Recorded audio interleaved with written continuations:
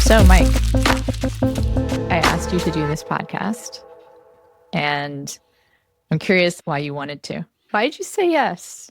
Well, I enjoy talking to you. That's the number one reason I said yes. But the subject matter in particular has been pretty important to me lately. I can solidly say my money has been funny for about a year now.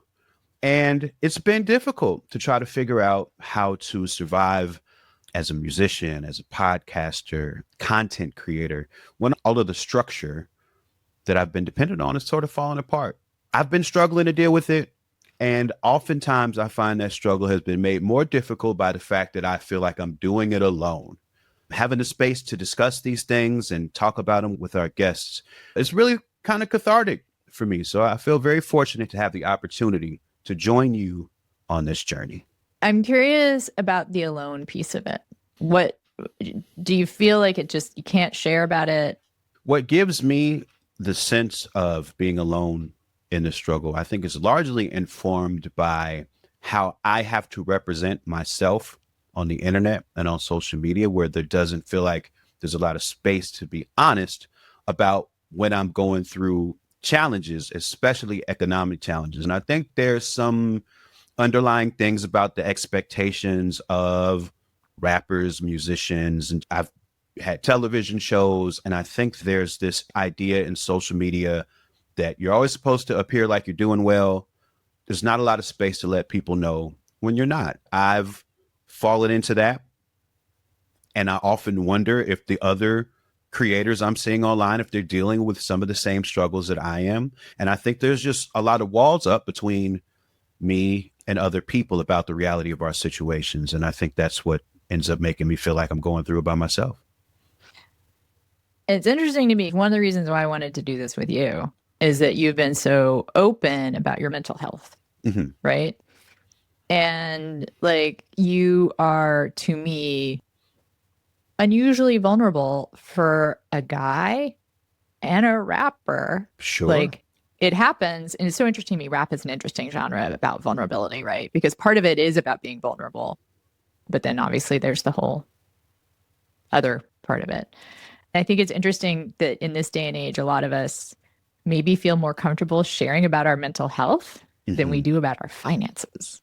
I think that's true within the culture of hip hop or Black American culture. There's been a long discourse about normalizing talking about mental health.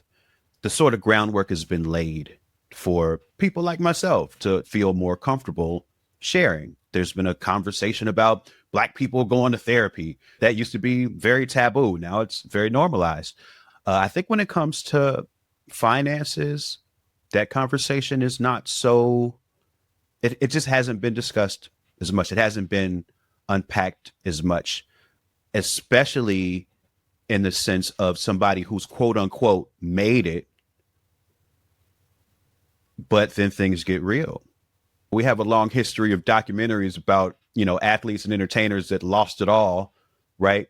But if you've never reached those heights, we just don't have a lot of examples of publicly talking about that in a way that's sort of like compassionate and not, messy tabloid stuff. So I feel like we're breaking new ground on that stuff now. I think so too. And I think the two narratives is like you make it and you make it, or you make it and then you lose it all. It's like this humiliating thing and it's Right. tragic and it's a lesson for other people. I think there's a much more common and unexplored narrative, which is the one you and I are experiencing. And it turns out also our guests are experiencing, which is stability followed by instability. Exactly. Let's not even call it success followed by failure or wealth followed by poverty. It's just stability and then instability. I think it's true for everyone, but creatives feel it in a particular way. Like I find it somewhat humiliating to live in this instability. I should be doing better. I had all these opportunities. I took advantage of these opportunities. I was making a lot of money. And now I don't. Let me ask you this.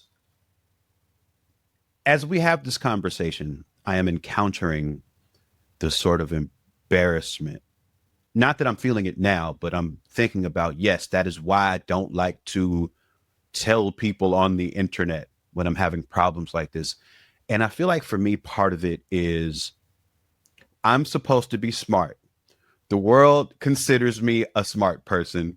And if I'm smart, I should have figured this out. And if I am telling people that this is not figured out, I am telling people that I am not smart. I am curious if that feeling, if that's part of the equation for you. Yes, I feel like if I'm someone who's supposed to have it together, to confess that I don't have it together financially means I did something wrong Right. and that I should have known better. And what's more, it's all my fault. Right. It is all my fault. I wrote this big piece about the way that the entertainment industry is falling apart structurally. And yet I have a consistently difficult time seeing that I'm part of that. My career is part of that disintegration. Right.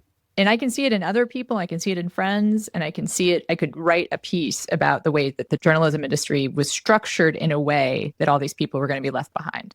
It's not anybody's. Very few people have a responsibility that they lost their job because of something they did, or they're not getting work because they're not good at it. But when I look at my own life, I'm like, well, clearly I just didn't work hard enough. Right.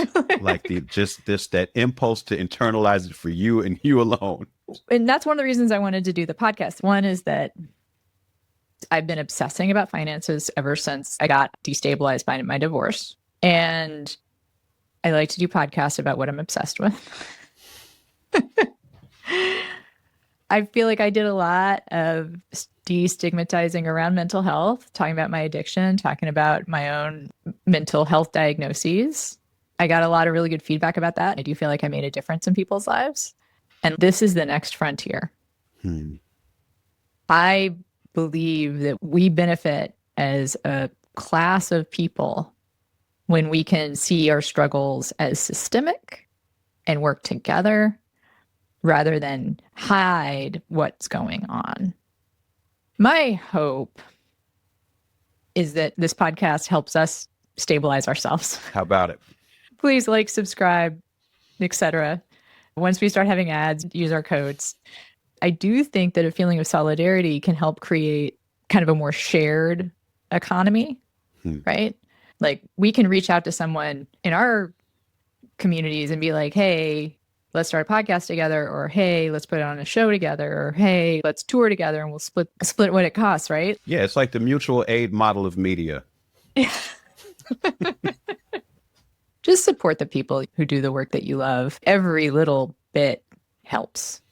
It will literally help the things that you love survive if you support them in any way you can.